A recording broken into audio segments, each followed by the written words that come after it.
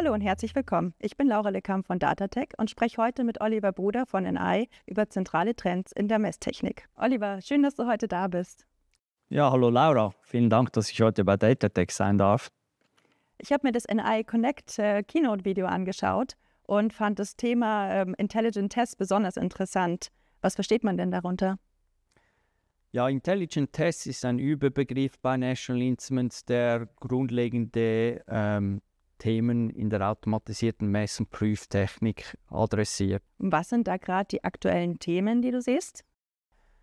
Ja, im Kern geht es schlussendlich darum, immer komplexer werdende Produkte in immer kürzeren Markteinführungszeiten mit immer weniger Personal erfolgreich testen und validieren zu können. Inwiefern spielt da der Fachkräftemangel eine Rolle?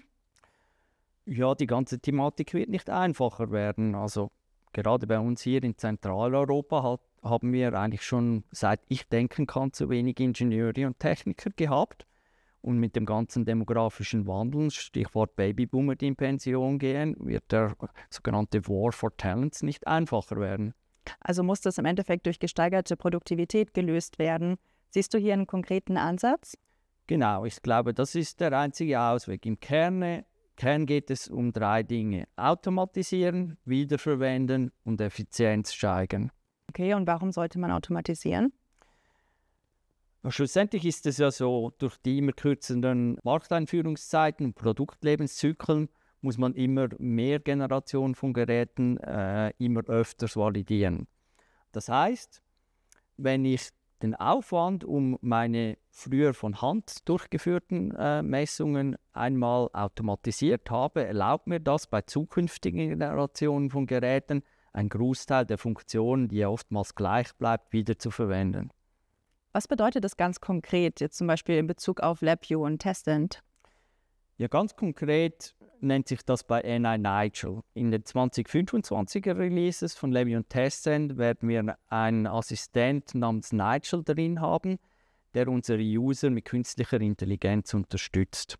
Was macht Nigel? Nigel macht das, was künstliche Intelligenz grundsätzlich gut kann.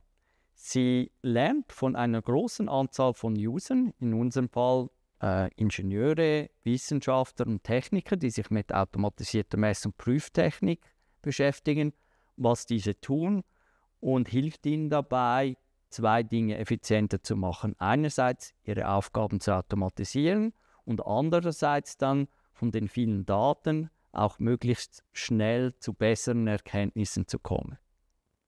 Danke, Oliver, für die spannenden Einblicke. Ich denke, gerade jetzt in den dynamischen Zeiten zeigt sich, wer auf Softwarekompetenz und auf modulare Systeme setzt, der testet effizienter und auch nachhaltiger. Vielen Dank, Laura, für das Interview. Wenn Sie sich fragen, wie Sie Ihr Testsystem fit für die Zukunft machen, dann sprechen Sie uns an. Wir finden gemeinsam eine Lösung für Ihre Anforderungen.